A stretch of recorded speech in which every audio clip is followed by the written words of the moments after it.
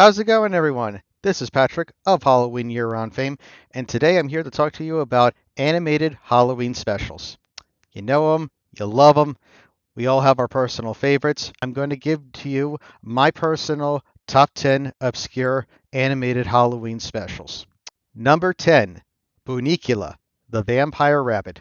This one is based on a book of the same name, in which as I have a little bunny rabbit as I found in a cardboard box with some various dirt in the as a bottom by a family, particularly two was it boys, and decide to take him back home. It's definitely one of the weaker entries. The story's just very basic. It's still fun though, and I definitely enjoyed it for what it is. I mean, it's definitely for a younger audience for sure, and especially like those who have like younger brothers and sisters. This is definitely like a great introduction into Halloween and kind of like the horror for kids as a kids subgenre, which is always popular. So it's definitely like a fun little special and one that you should definitely check out.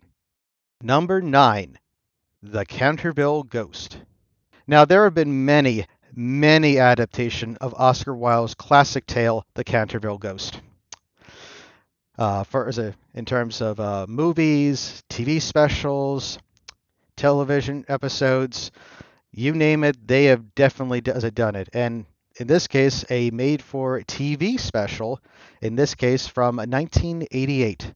Now, this one I is very unique to me because I grew up with this myself when I was very young, so I definitely had very strong memories of it, especially with its unique paper art style of animation, where it was kind of a nice like blend of the two, and it was just really cool to see like how that all came together. The story itself follows an American as a family as they travel to Canterville Manor, and of course, they come across the ghost of Sir Simon, the Canterville Ghost, who haunts the place, and he's very proud of his job. He has been haunting this castle and estate for over 300 years, and he is come hell or high water is gonna scare the pants off this family so they leave.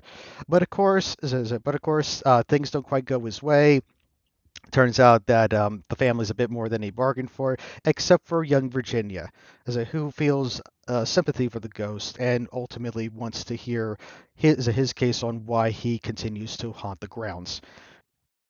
Number 8, Night of the Headless Horseman.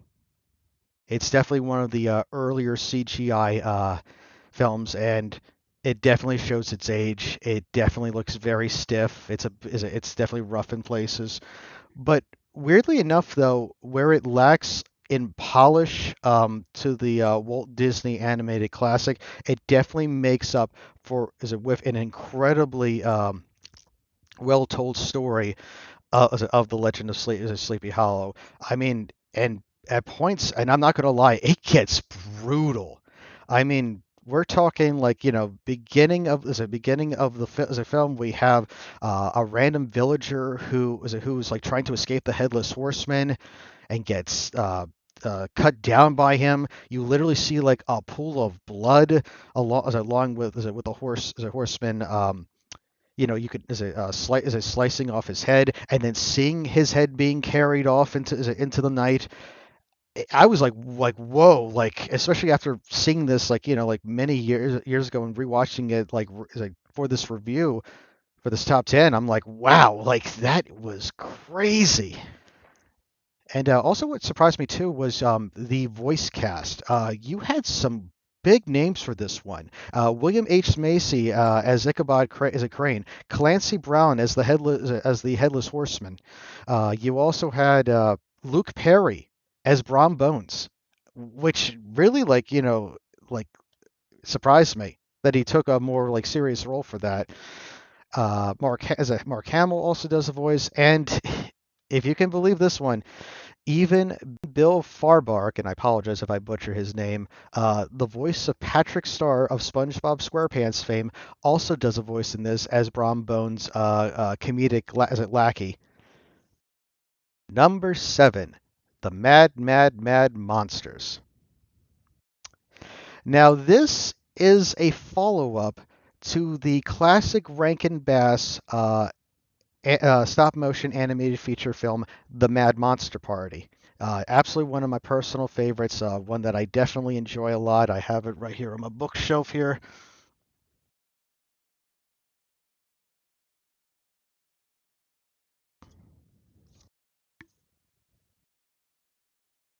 Personal favorite of mine. And I'll be honest, I didn't even realize that it had a follow-up these years later. Now, it's not in stop motion. Instead, it's more in the classic hand-drawn animated style, much akin to Frosty the Snowman or Twas the Night Before Christmas. And in this case, it's I don't know if it's necessarily like a sequel, maybe even in certain respects a prequel to the original story, as it involves the tale of Victor Frankenstein uh, finally creating a bride for the Frankenstein monster, and ultimately is trying to get a big wedding together. And of course, you have all the original characters from Mad Monster Party in it, but of course now in animated form. And of course, you just see all these monsters like just coming together for this like big bachelor party slash is a wedding, and it's just wild and crazy.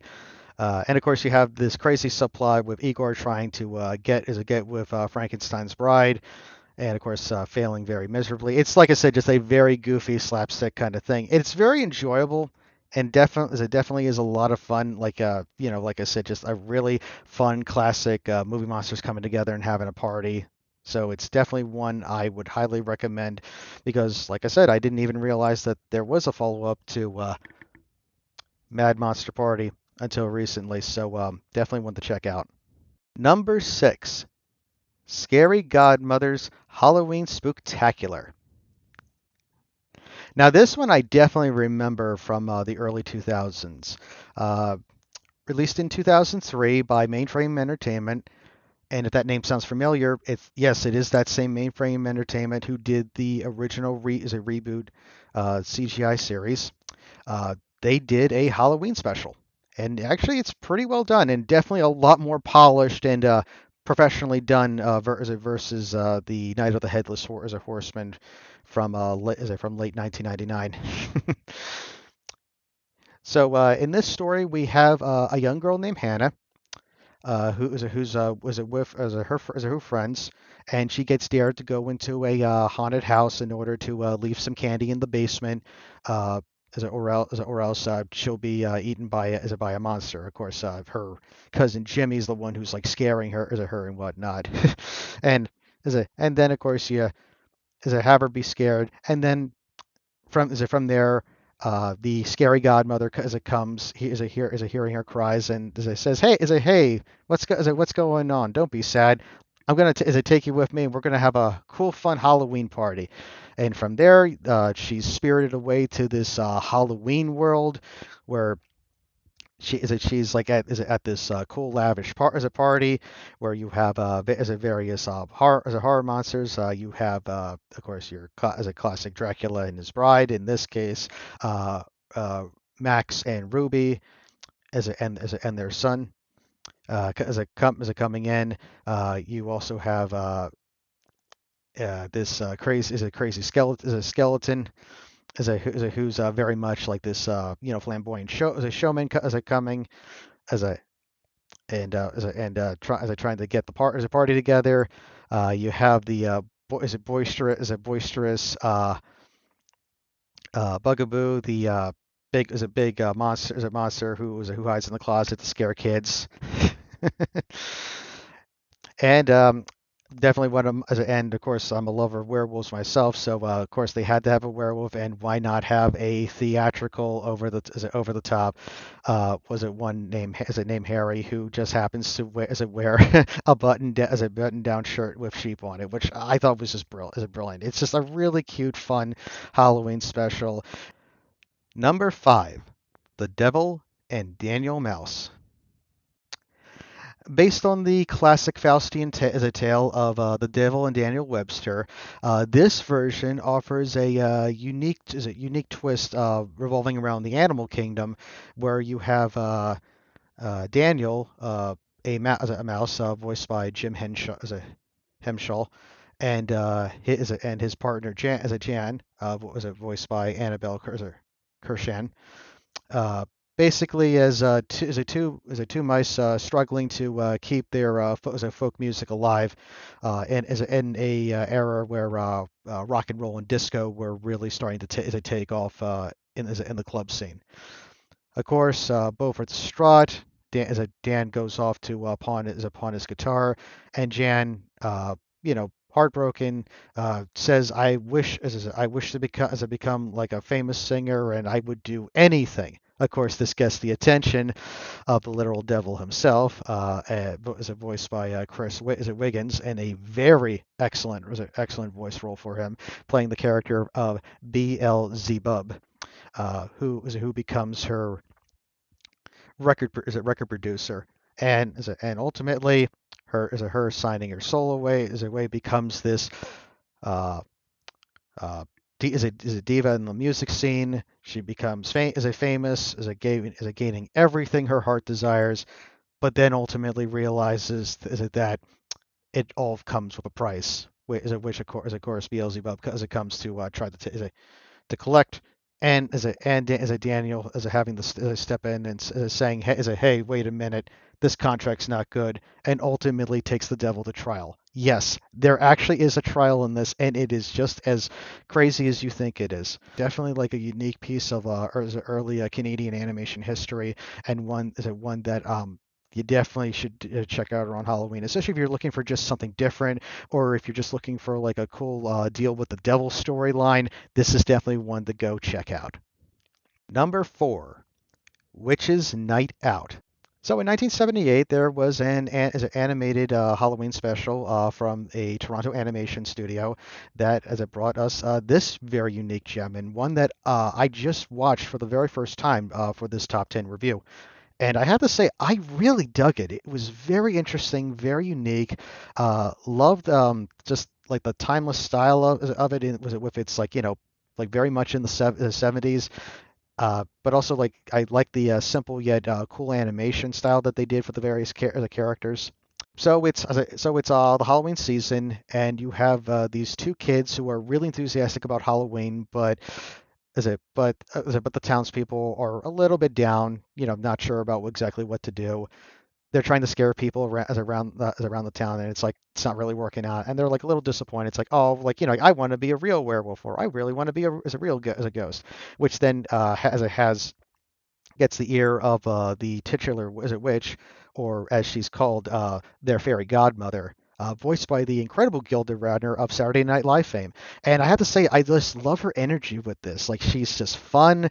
She's like talking about like, I'm gonna like, spoil like, the people by like turning their snacks into spiders, and like have bats fly around. And it's just really like a fun, cool, different kind of storyline where you have like I said, these townspeople like trying to get together for a Halloween party. The kids do become the creatures that they desire to be, and they're like scaring the people around. But then of course they realize, oh, we can't change back yet. Because the witch loses her wand, so of course there's a big scramble trying to figure out all that stuff, and a crazy back and forth. But it's just like I said, a really cool, unique storyline that I just really dug. Number three, Halloween is Grinch Night. Now, many of you already know of the classic Christmas tale of How the Grinch Stole Christmas, one of my absolute favorites. But some may not know that there was various Grinch shorts that would play on as a TV back in the day. Even some with the Cat in the Hat in them, which was really cool. But this one in particular was very special because it was a Halloween themed special.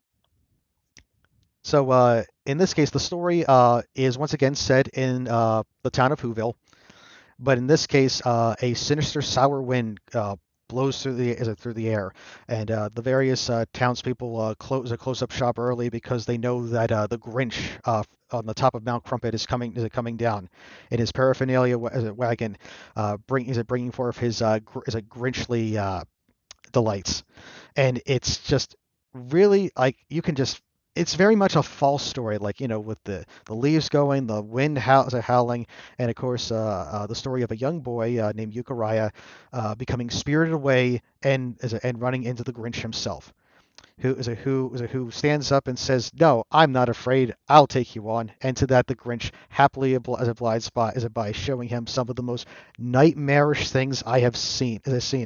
The animation for this is incredible, and it's like right out of a twisted Salvador Dali painting. It's just some of the most surreal, unique, uh, Dr. Seussian is imagery I could ever as I have hoped this as I say it is some of it is genuinely disturbing in the best ways as possible. All being accompanied with some of Theodore Gessel's Dr. Seussian as rhymes that really do an excellent job of bringing you into the story, into the world, and showing the various characterizations. Number two, claymation comedy of horrors. I definitely remember watching this back in the day, and it's definitely one that I really hope gets rediscovered again because this is just some of the best stop motion slash claymation I have ever seen, and it is still just as incredible as I remembered it when I first saw it as a kid. And if anything, it actually makes me appreciate it even more after I rewatched it, just because of just some of the excellent humor, the visual pizzazz, and just like all the little details that you wouldn't have been able to appreciate when you were younger, seeing it with more of a mature eye.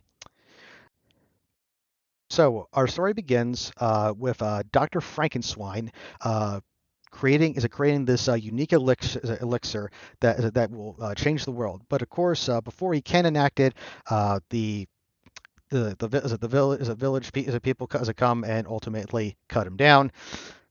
Many years later, we then have two actually three three characters. Uh, two employees, Sheldon and Vince, working under Wilshire as a pig, who's this scheming, is a scheming, is a greedy is a tycoon trying to make it big. Uh, he discovers that there is a unique map that's dug up, which then takes him to Dr. Frankenstein's castle. So he's ultimately trying to get this special elixir so that he too can make his wildest dreams come true.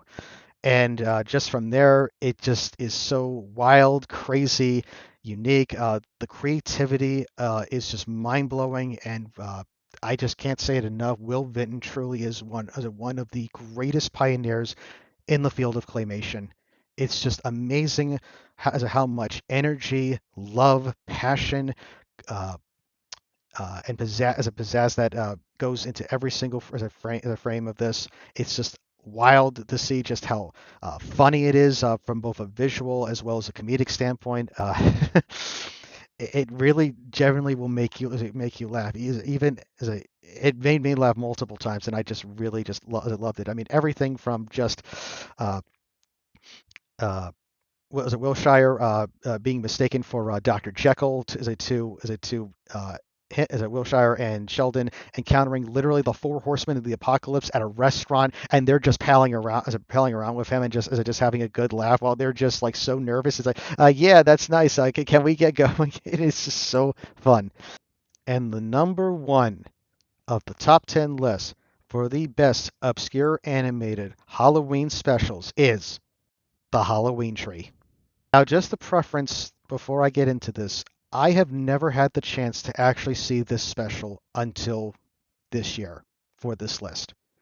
I know, like, hey, how could you not see this? Like, this was on TV, back in the day. This, that, and the other thing. And trust me, I've seen a lot of Halloween specials. Like I said, Garfield's as a Halloween Adventure is one of my personal favorites, and of course, like I grew up with a lot of others, like Tim Burton's Nightmare Before Christmas, Ernest Scared Stupid, and just so many other wonderful Halloween tales of old. Disney's Halloween Treats, another one, and of course, one of my personal favorites. Once again, the Adventures of Ichabod and Mr. Toad, where I love watching the Ichabod Sleepy Hollow segment. But this one, I'm really glad I finally had a chance to watch it for the first time, and I just really, really fell in love with it. it truly captures everything that the Halloween season's about and the spirit of Halloween as a whole. Narrated by Ray Bradbury, who wrote the original story for this, and it is just truly something that's just beautiful, is a mind blowing, jaw dropping, and just incredible to see. Like all of the cool visual things you could as a hope to see, like again as in an animated Halloween special, are present. And in addition to that, you get to learn more about the behind the scenes and just the origins of Halloween throughout the centuries and throughout millennia of human existence. And it's just incredible. I loved it so much. I wasn't just entertained. I felt like I learned something at the end of this, which was something that really resonated well with me. And leading up to the finale, even I was starting to tear up. It just showed how much these kids valued their friend Pip and would ultimately sacrifice themselves just so they could make sure that he was okay. And I just really loved that. It was such a beautiful story, and I can definitely see why so many people love this. And I really as I hope that this becomes like part of your regular Halloween viewing as well. It definitely will become one of mine. One of mine. So yeah, like I said, the Halloween tree captures the spirit of the Halloween season. And with that, we end our top 10 list for the best obscure animated Halloween specials. And hey, if there's a special that from the Halloween season that I didn't get a chance to mention, leave it down in the comments below. Like, share, and subscribe, all the good YouTube stuff. But if you don't, you may end up in a bad Halloween special that nobody likes, trapped in all eternity to relive it time and time again. And as always, every day is Halloween.